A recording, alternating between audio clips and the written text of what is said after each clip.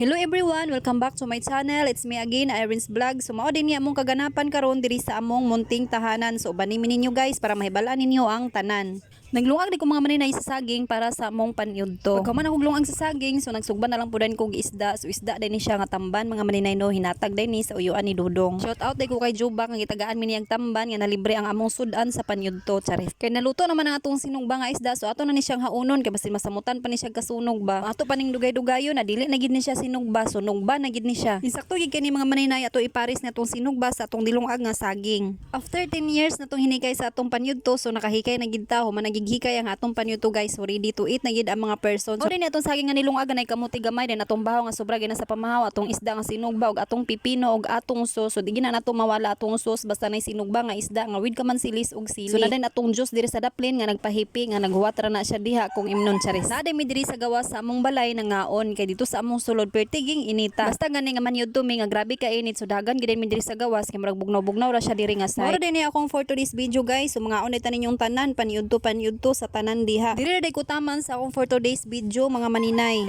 Thank you for watching. Please subscribe, like and share my video. Babos bye. Thank you po. Ingat po tayong lahat. See you on my next mini vlog.